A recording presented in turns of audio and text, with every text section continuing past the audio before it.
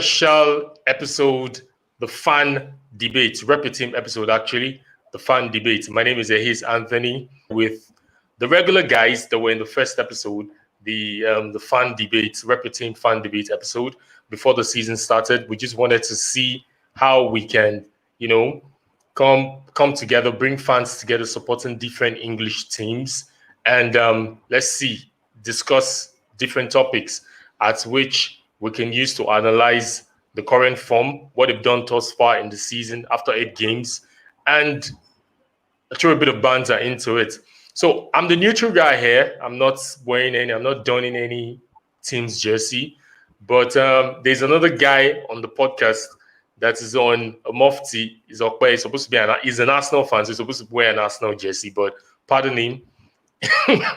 Pardon him for that. His Arsenal jersey is not present, but we're going to move on. BabaTunde from USA supporting Manchester United, Damini supporting Chelsea, Harbey, Liverpool, and Okpe supporting Arsenal. Chimamaka will join us during the course of the podcast. He's going to be the neutral fan as well. He's co-hosting this episode with me. So this is the first segment. We're looking at considering the current league table. Are you impressed with your team's position and that of your rivals?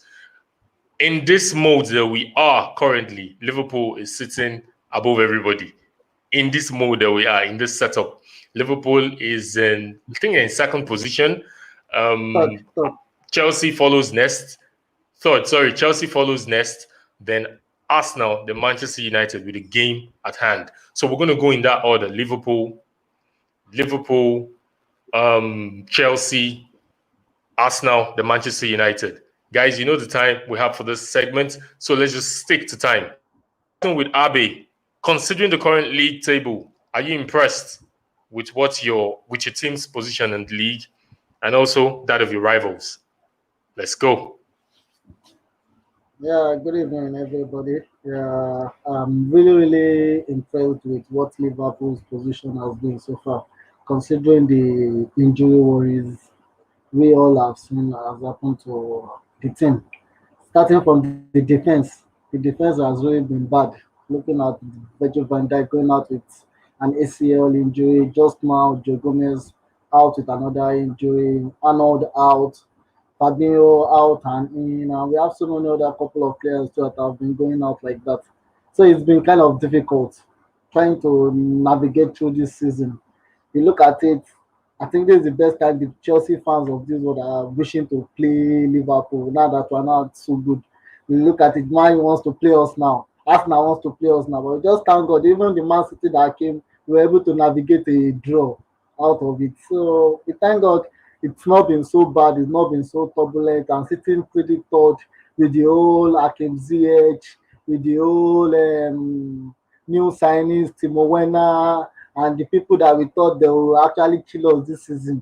And we are still sitting third on the table with the old De Bruyne. You see the De Bruyne and the not Man U fans, the old Pogba and the likes, Bruno Fernandes, they'll be first. We were hoping that they will be first at this moment in time, but who knows?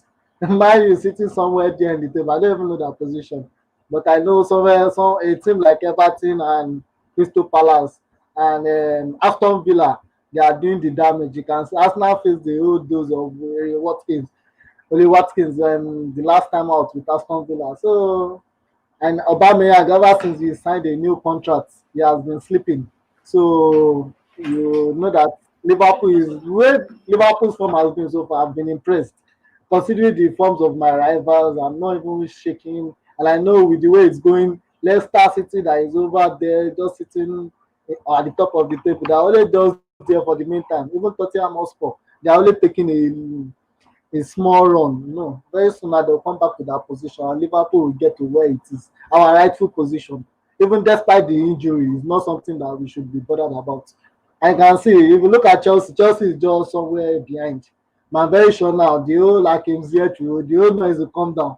It's just normal. I just thank God that at this point in time, Man U that is in 14th position, Man U cannot talk. Man U is just somewhere reserved. And the Arsenal fans, I know those ones, they are still thinking of how to even get back to the top 10 because they are not even in the top 10. So we just thank God that everything is going on well. And looking at it, Liverpool has been so fantastic. Look at it, Mane, Salah, Firmino, and even the new signing Jota getting into the mix. It makes everything so sweet. There's nobody who will get to meet now. We're just going to finish them. We're going to beat them. No, I don't know. I'm not bothered. The way we are third on the table, sitting pretty, like it's been fantastic with just how many games played, 8 games played. Very, very, very fantastic. I know in good time now we'll be sitting at the top of the table and we'll be looking at our rivals and be smiling. I think Ace is not back. I don't know. Every other person is muted. So I think maybe I should just continue. So I think Eh, finish. Okay, I'm sure, I'm Because I sure, feel like I'm sure, I'm sure, I'm sure. I have answers for Yeah, I'm you. sure, I'm sure. Ace is not, Oh yeah, Ace is true. not Oh, here, so fantastic. Ace is not here, so I think it's someone So else on. So someone else should take the battle. all right. So since I'm the next on the table after you, Okay. I want to first say God bless you. Nice one. I want to say nice one. All right. You're doing well. Okay. Good. Now, when the season started, I don't think I'm going to be honest and speak for at least more than 50% of Chelsea fans. I don't think Lampard had his team squad ready, right? He didn't know what that team squad was. Kepa is already -2 goals in any match. It's just a matter of time before you concede 2 goals, right? So we had that thing, what's it called? Goal drought situation. That's number one. Then Rudiger and Zuma, that pairing was not working. Lampard's love for Christensen, finally, thank God, the love has died. Because Christensen is not a fantastic defender. So I want to first list out all the issues that Chelsea had at the beginning of the season, right? So there was that Yeah. Kante was playing out of position 90% of the time. Only Mason Mount has done striker, has done winger, has done center midfield, has done attack. One man. And the boy cannot even, he's not even a fantastic player like that. Let me But just it's say the fine. truth. It's doing Yeah. Then there's the issue of Pulisic. I call him biscuit bone. Pulisic is always getting injured. That But was once he's the in the player of team, the season last season. you see now. But once Last he's season he was the player around, of the season. damage happens, right? What else again? There was no striker. Werner, that one said maybe he thinks in our Bundesliga beast. He never gel. So like ZH did not start this season. So I would say that no problem. Again, I congratulate you. Now Lampard caused this nonsense. Say una still near top table. But Lampard caused am. Because if we had bought Mendy at the beginning of the season, right? If that unnecessary love between what's it called? What's his name now? Between Kepa and Christensen. Lampard, if that unnecessary love has not died, right? Like we will not be we will be worse than Man U if Mendy did not come to Chelsea. Like we will be like So now you 17th on will the react table. for doing what? Like we'll be 17th on the table right now. Shay? I try So to we say got now Mendy. you will react for doing what? No, don't worry now. He will get his own turn. He will get his own opportunity to talk. So at least we got Mendy in. This guy, what's his name? Thiago Silva was a fantastic signing. He didn't start the season as well. Even when he didn't start, I didn't expect him to be this fantastic, to be honest, right? Ben Chilwell. Ben Chilwell is like, imagine Alonso and Emerson, right? So Emerson's speed and Alonso's common sense in one player. That's Ben Chilwell. So it was a fantastic signing. Now, yeah, I feel Lampard has an idea of what his starting 11 should look like. And now we are causing damage. Like guns blazing. That attack is too sexy. I don't know if I'm allowed to say the word sexy on here, but yeah, that attack is sexy. Like the magician is balling. Ziyech is already giving us those moves. You understand? You understand? Timo Werner is banging those goals. And I feel like what also helped his confidence was Jorginho letting him take penalties. Like I feel like Jorginho was weighing down those strikers. Like you have strikers that are looking for goals and you don't want to give them penalties to take. You are a central midfielder guy. You're not a glory holder. It's only Ramos that's allowed to do things like that. Because again, the guy is a fantastic penalty taker. So you can't even take it from him, right? So now Timo Werner is banging his goals. My boy, Kai, that money no waste. That boy, they ball. Right? So there's Kai there. And what's it called? Like, Kante is back in his position. Like, you can see Kante is now comfortable. He's playing behind at the defensive line. Not unnecessary. Sorry. How many goals? How many goals does Timo Werner? How many goals has he scored this season Like in the 8 Premier goals. League? I don't know if he's in Premier League though. I know he's got like a total of 8 goals in 8 matches. Right? See, once the goals start coming, they don't stop. Again, he's a young boy. He's so pacey. Like, if Firmino was a fantastic striker, Timo Werner is what Firmino should be, right? But as you can see, you guys bought Jota. Hey, don't start with that Firmino analogy. We won't leave you if you start with that Firmino analogy again. Jota is not a striker, where he's banging in the goals, right? So again, like, it's just a matter of time. Maybe Salah don't catch corona. In Jesus' name, he go heal. But he don't catch corona, but Mane, no day.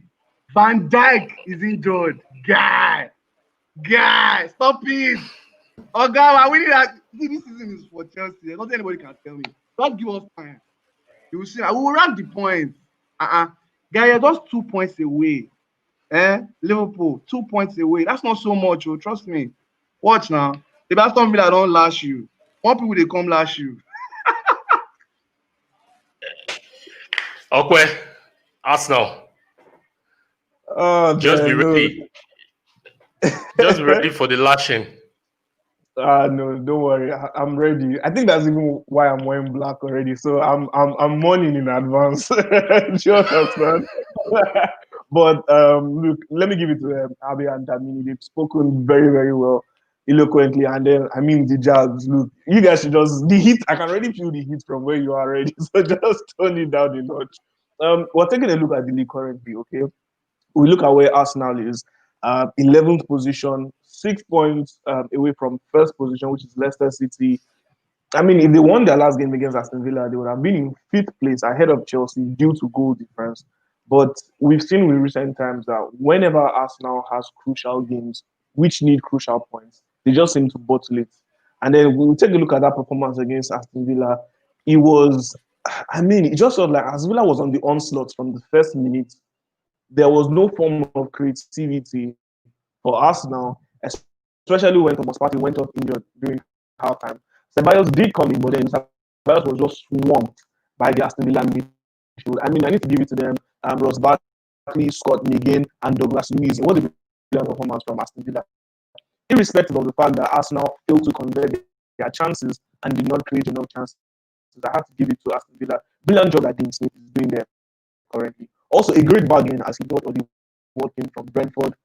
That's someone who many people didn't take to be fantastic in the Premier League. But I mean, he's bagged in about 6 goals so far in the Premier League. A hat-trick against Liverpool, I must remind you, Harbey. So, I mean, that's the thing to look out for. But then, Arsenal, look, it's nothing fantastic. They should be doing a whole lot more better. I mean, they finally got the man that they've been wanting for a year plus now, if I'm not mistaken. We all know that even under Unai Emery, Arsenal wanted Thomas Partey. Finally, they got Thomas Partey. Oh yeah, it was the story of the party is about to start. All right, and then you have Pierre-Emerick Aubameyang, who signed a new contract after a brilliant second half of the season, which got Arsenal the FA Cup and the Community Shield. And then you just expect Arsenal to, be all guns blazing, firing on all cylinders. But that has not been the case. I think the first mistake, sadly, that I would say was the fact that Arsenal had to let go of Emiliano Martinez.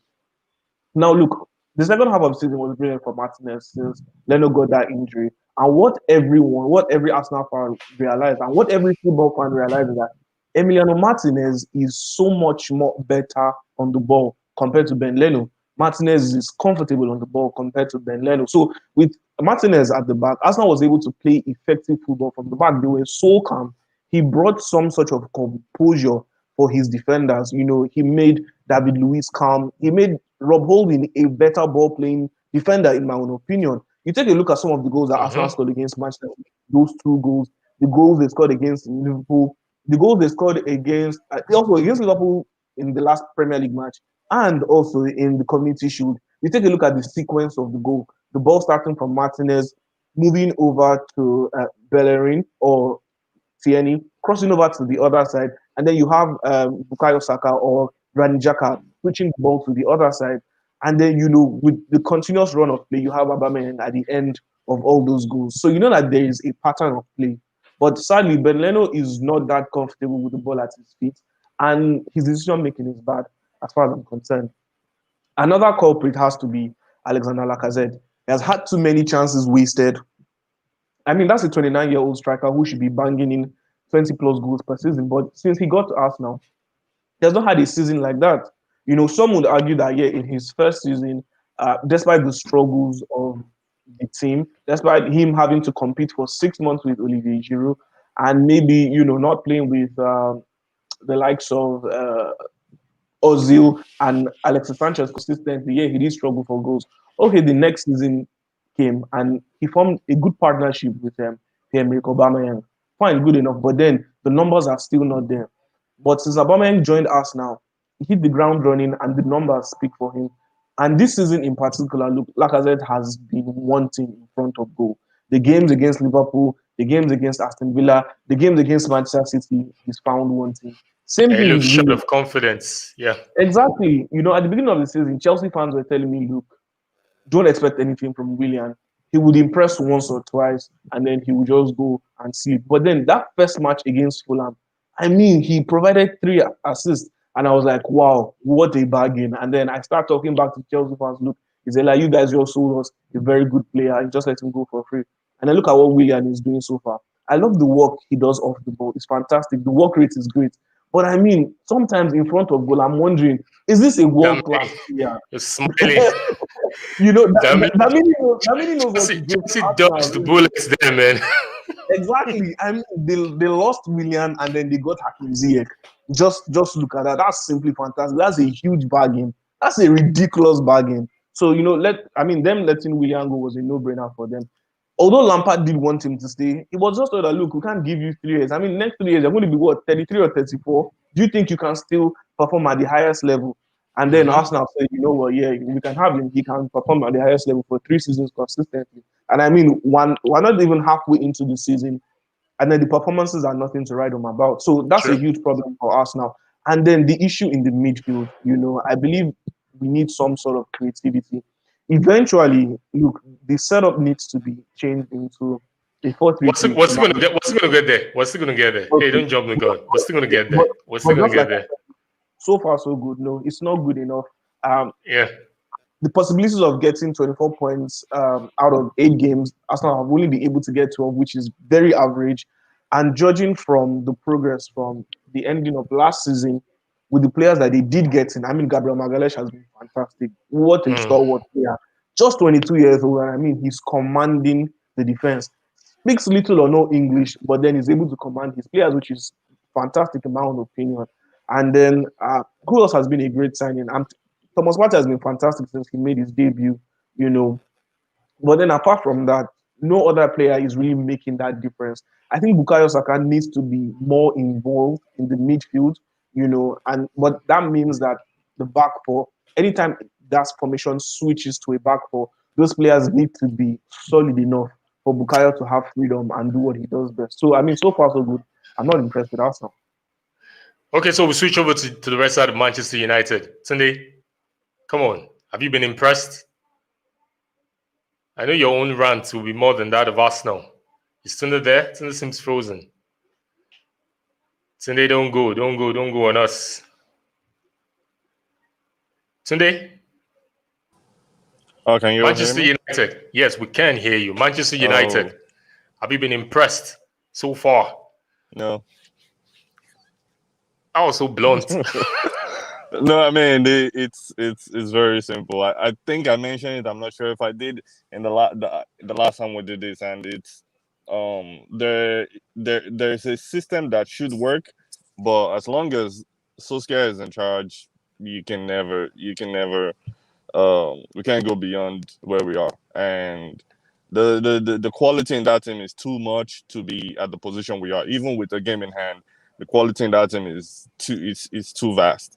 One of the issues that I've had with Solskjaer from the beginning is he seems to not understand what he wants to do, and it's difficult trying to communicate something that you don't even understand to other people. We can see it in the play in the play. It's almost as if the players are expected to just show their quality instead of having to follow a particular gameplay, instead of having to follow a tactics. We know that Soccer is deficient in terms of tactics. We know he doesn't have anything. All that he's depending on is the pace of the players and the quality of the players that he has. That can only work so far. It led us to Champions League semi-final last year, and The I FA think Cup it's semi-final. the FA Cup semi-final, and Mhm. it can only go so far. When you meet a manager who is more tactically sound than he is, which has been happening recently, it it just shows. It showed up in the Brighton game, even though we ended up winning that game somehow. It showed up against Arsenal. It showed up. It has shown up in every game.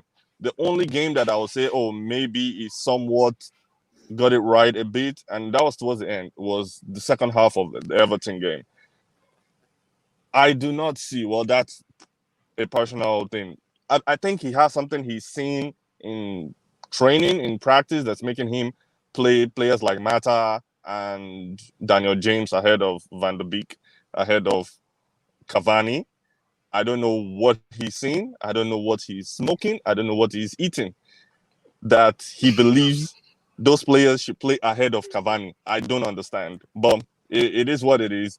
Again, I believe that Solskjaer is the problem of Manchester United. He has. I think he did a job he was brought in to do, and that I give him 100% kudos for that. He did fantastic getting rid of all those old legs that we didn't need, because it was tough getting rid of those players like Damian, Smalling, Alexis Sanchez, Ashley Young. Lukaku. Lukaku. It was difficult for any other manager to get rid of those players, but somehow he came in with the backing of the board, which is what we've been crying for, that the board should back whoever it is that's the manager.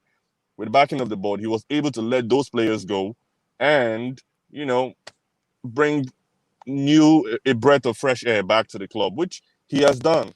I think it's time to prepare for the future. I think it's time to go further. But as long as he's in charge, we can climb a little bit higher. But and the reason United will climb higher than where they are is not down to Solskjaer in any way. It will be down to the quality of the players, down to the quality of the player like Bruno Fernandes, that we know is fantastic. Bruno Fernandes. I made this analogy last week to a group of guys. Like, see, Bruno Fernandes, I see him as Luka Modric when he was in Tottenham. Luka Modric was a fantastic player in Tottenham, but as long as it was coaches like Redknapp and Sherwood that were the managers of those clubs, he could not go any higher. So Modric moved over to Madrid with proper management. Whether we care to admit it or not, he was the world best player. He was chosen as a world best player. That is the kind of level that I believe Bruno Fernandes is. But as long as he's under the wrong manager, he would never scale beyond where he currently is. You can try in your national team, but do you know that they'll always rank what you did in your club, the position of your club, how far your club went. So I think it is time Manchester United move on beyond Solskjaer and look for someone better. That way you don't waste the talent of a player like Bruno Fernandes and the additional quality from De Gea, whether he's on form today or not. De Gea, Maguire, Rashford, Martial. You need those players to be performing at the same level that they are right now. You don't want to beat those players down to the point where they don't feel there's a need to, and then they end up moving on to another club. So I think Solskjaer is going to keep Manchester United in the position we are, or maybe just climb up a little bit, and maybe you get up to 10th, and then you come down, and then you go up a little bit more, and then. But as long as he's the manager of that club, it is the quality of the players that would continue to speak up. Wow. So after everybody going round, speaking their mind and saying what they feel they should say concerning their team, I think it's only Chelsea and Liverpool that are kind of impressed with what position they are right now, and also with what their team have been able to do thus far, 8 games. But for me, it's cool. For Manchester United, you still have a way to crawl back. 14th position, 10 points with a game in hand. You win. That's 13 points. So you go into the mid-table. But thus far, it's good having this segment because you can see the guys buzzing.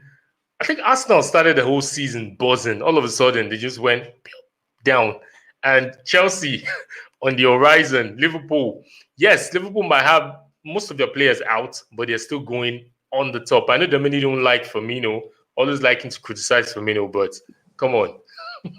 It's still doing We've the game. We've really not played any game since their latest injury, so they need to chill because Yeah. the Premier League is coming back, and I would like to see that Liverpool team without Salah and Mane and all their defenders out. I would like to see who they'll put. Curtis Jones, who else going to Jota?